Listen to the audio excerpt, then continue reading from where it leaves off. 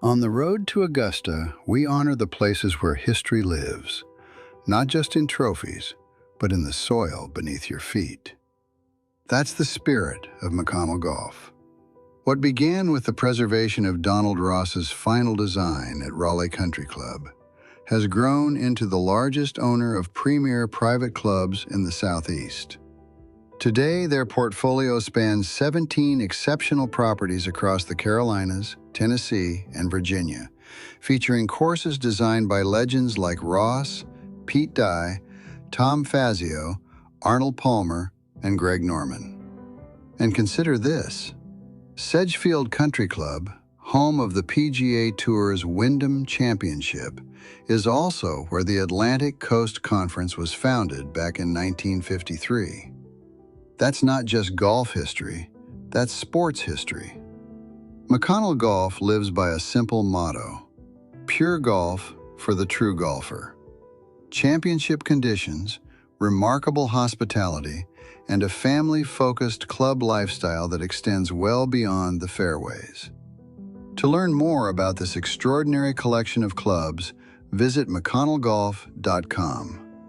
McConnell Golf, where championship golf meets lasting tradition.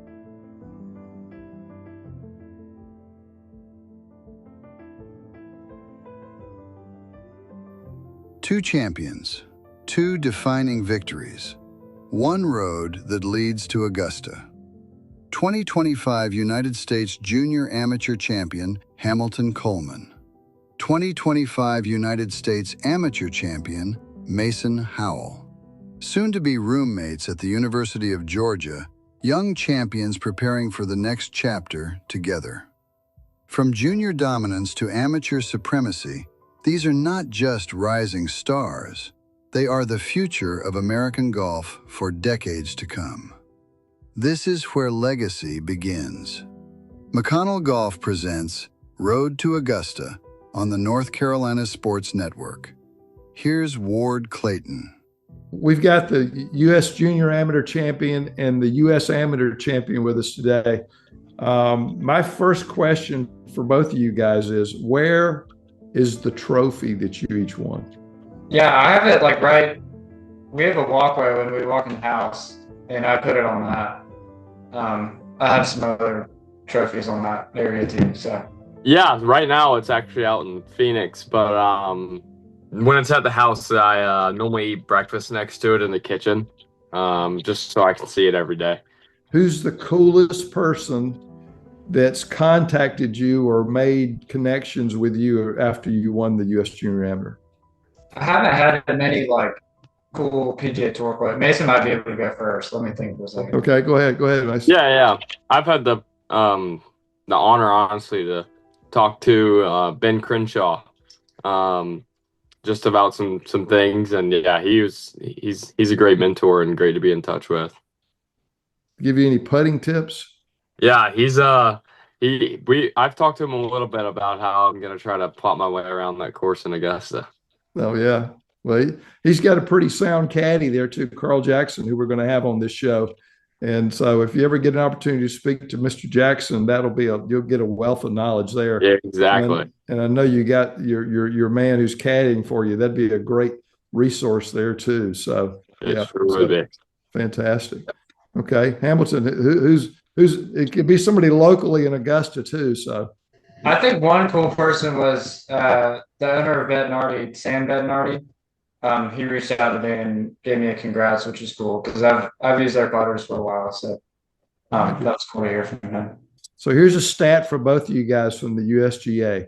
They cannot find any time in history where the reigning U.S. Junior Amateur and the reigning U.S. Amateur Champion were going to the same college and especially room together. So you guys have got that going. So maybe tell us how you guys met and how you became friends and decided that rooming together would be a good idea. First time I met Mason, I played with him in Gainesville, Florida, for a U.S. Junior Amateur qualifier. I think he ended up qualifying and I didn't play very well. And then the second time when we really got to know each other better was the Future Masters. I think we were 12 or 13. I had a 3-shot lead going into the final round, and Mason beat me. So, a little salty about that, but Yep. but yeah, we've had a lot of good battles on the golf course, and obviously, with golf, you kind of end up hanging out with the same people over and over again, and they kind of become my family. So, we've obviously traveled a lot to the same tournaments and played a lot of practice rounds. So it's been cool. Cool. Yeah, and I mean, kind of like Hamilton said, you see a lot of the same people, and Hamilton and I, we've grown to be good buddies over time, and so anytime we're playing in the same tournament, we'll try to hook up a practice round together or something like that. But when it comes to University of Georgia, I think that was both of our dream schools. And when we got the opportunity, we jumped on it, and so we'll be roommates together, and we'll have a third Drew Woolworth from Lake Oswego, Oregon, who's a great player himself. And yeah, so we're looking forward to it. The three of us, we're hoping to bring some good golf and some rings and titles to the University of Georgia. I hear you. So, have you guys ever roomed together on the road at any amateur events or anything like that? I do not think so. I don't think we ever have. We have been like teammates and teams events, but we haven't roomed together yet. So, for the first time, it might be when we're in Athens. Okay. All right. Well, we might have an opportunity at Sage Valley, the Junior Invitational. Yeah, this year, actually coming up in March. Yeah, so we get a you stay in one of their cabins for the week. Okay. As another player. So if that lines up, we might get to. But awesome. So, either one of you guys, night owls, early risers, what's the situation there regarding sleeping patterns here? I would like to say I like get up early, get moving, get the day started. But honestly, it just kind of depends on what's going on, what I'm doing. I love sleeping in too. So, but if an early alarm goes off, it doesn't bother me at all. Cool. Yeah, I'm kind of the same way. I like to get I'm kind of a morning person. That's where I get a lot of my stuff done. I mean, with school, obviously you can't do much in the morning, but on the weekends, a lot of the time, I get my work in the morning. All right, cool, good deal. Well, I'm glad that nobody's going to be up late and somebody's getting up early, so you get along in that way. That's good. No problem. All right, Mason. Now I know that you've been to Augusta and played it. Sort of take me through that first thing, what it was like, and I really want to hear not only your experience but taking your dad with you. That was probably like really just revealing for him. Just take me through the steps on what happened there and what that was about. Yeah, so we got the opportunity to go with a member, which we're super thankful and grateful for. And yeah, when the second we stepped foot on property, it was like we were in heaven. I mean, there's nothing missing on the entire property. It's perfect. Then me and my dad walking the fairways together, we just had an absolute blast. It just didn't feel real, and we didn't really care what our scores were. We were just grateful to be there and having fun, and also having my coach with me as well. But yeah, I mean, we played that Saturday and Sunday, and my dad made 2 birdies on that Sunday, and broke 90, so he was on top of the world. But yeah, it was a lot of fun, and that was a weekend I won't forget. What was your highlight? I would say the second day I birdied 18, and it was about 50 degrees and blowing about 30. So I had about 210 yards in and made birdie. So I'd say that was my highlight of the 2 rounds. Awesome. So had you been to the tournament before as a spectator? I've been in 2019 on Wednesday to a practice round in the par 3 contest. Okay. What's the biggest difference you found actually teeing up on the golf course? What was your perception of what it played like? Just seeing it through videos and seeing it online. I mean, I would say the course is a lot tighter than it looks on television and than you might see in different videos. And then I'd also say there's way more undulation on the property than it looks like watching it on TV or anything else like that. So, I mean, it's hard. It's a hard golf course. So it'll be a good test. No doubt. So any plans for the week? You always ask amateurs when you're going to stay in the crow's nest, who you're going to play practice rounds with, who's your par three caddy, on and on like that. Maybe give us an idea of what your schedule will be like there. Yeah, so I'll get there on Saturday, register whenever it opens on Saturday. Kind of settle into the week, go out there on Sunday, practice, play a practice round after a drive, trip, and putt. Maybe watch that a little bit. Monday, kind of go through the motions, play a practice round, stay in the crow's nest that night after the amateur dinner. And then Tuesday, kind of same deal, go around. It'll be a good practice day. Let's see, on Wednesday, I will probably play a little bit of golf in the morning. I have my sister on the bag during the par 3 contest. Awesome. So that'll be awesome. Yeah. And then Wednesday afternoon, just gonna kind of wind down. I think I'm gonna go with my girlfriend to the cocktail party. Even though we're underage, we'll just kind of mingle around. Yeah. And just experience that and just kind of take the weekend before it all gets started and things get serious on Thursday. Pretty cool that you get your pairing with the defending champion too, with Rory McIlroy. That's what are your thoughts about having that particular pairing? Yeah, it'll be awesome. That was one of my idols growing up. My favorite player. He's kind of like the Tiger of Hamilton and I's times. So it'll be special.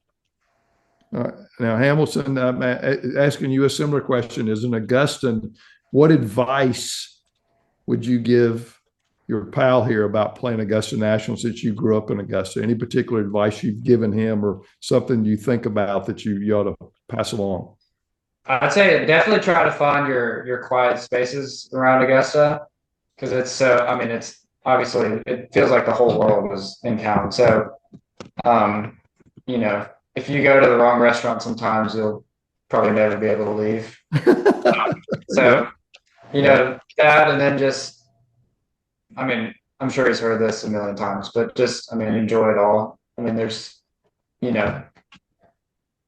probably a million different golfers on the planet that would love to trade places with them. So, just take it. No doubt. Well, here's a shout out to any Augusta National members who live in Augusta who might want to give the U.S. Junior Amateur Champion a chance to play Augusta National. Here he is right here. You probably won't have a hard time finding him. So tell folks what you're going to be doing during Masters Week, if you don't mind. Hamilton, what's your job going to be as a volunteer out there? So I'll be working the driving range, which is really cool. We do you'll see us standing behind players while they're hitting range balls, and we kind of clean up their area after they're done, and then we'll do the short game area, which is really cool. You can kind of get close, and just rake the bunkers, sweep the balls off the green, stuff like that, and then washing and sorting the golf balls. That's kind of our job, but it's really cool. I've gotten to have some cool interactions with players over the past couple of years. And then with Mason being there this year, it's going to be really cool. I'm not supposed to talk to the players, but maybe I'm definitely going to come over and talk to Hamilton. So that's cool. That's good. That's awesome. That's awesome. So Mason, have you got outfits picked out for every day? Have you gone to that extreme, or are you just? No, not even. I'm just focused on whatever's coming up next, and whenever that tournament comes along, we'll try to be as ready as I can for it. But I'm just focusing for next time I tee it up in the tournament. I got you. So tell me, when you played that practice round at Augusta, did you take you had to take an Augusta caddy, right? I did. Is your guy, maybe talk about your guy who's going to caddy for you, and if he's going to interact with anybody at Augusta to sort of get some skinny on playing the golf course?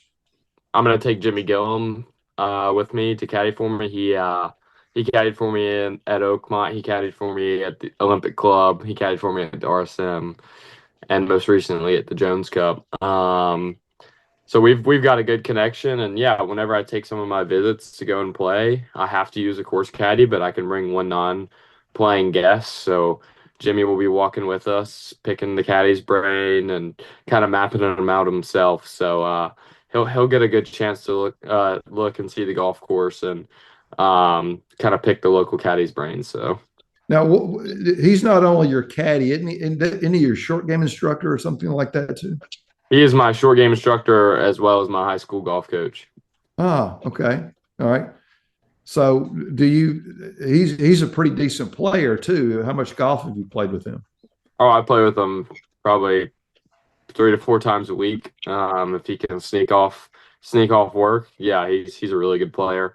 We'll go out there, we'll have some good matches. I definitely think if he wanted to go out there and make a run and go in pro, he would have a really good chance. He's that caliber of a talent, but for somebody that doesn't practice, he is a dang good player. That's good. That's awesome. That's awesome. So, Hamilton, give folks here a sense for being an Augustan, what the golf landscape is like there. You know, people that go to Augusta only know about 1 week for the year. What's it like the rest of the year for you and playing golf in Augusta, and just how immersed are you into the golf as a sport, just living in that town?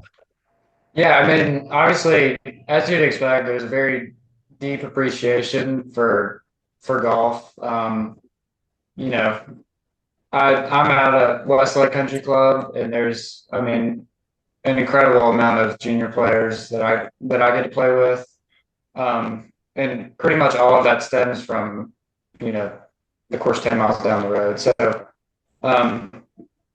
yeah, and it's cool because even as people that live in Augusta, we all only get to see it just about as much as y'all do. So, every time you drive down Washington Road and you get a chance to, take that 1 second look down Magnolia Lane, you always take it. But it's just cool. Having Augusta's not a massive city or anything, and it's just cool to have that super private area that it kind of has this mystique about it, right down the road.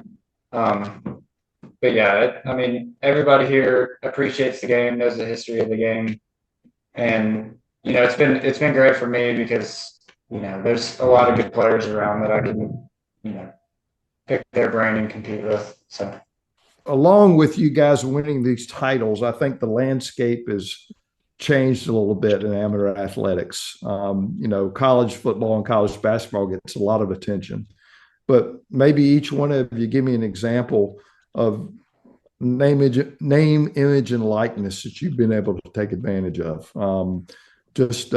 Hamilton, go first. What has that offered for you to be able to take advantage of? Like, I have a sponsorship with Club Car, right? Which has been awesome. They gave me a free golf cart, which was really cool, and they have their Corn Ferry event in March that I might potentially have a better chance of getting a sponsors exemption into. So that's my main goal out of this, is to get more playing opportunities and make it easier to play because the travel and everything can get expensive.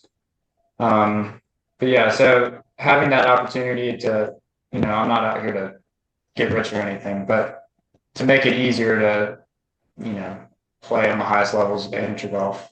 It's a really cool opportunity. So they gave you your own golf cart. Did they bring it to your house, or how did that transpire?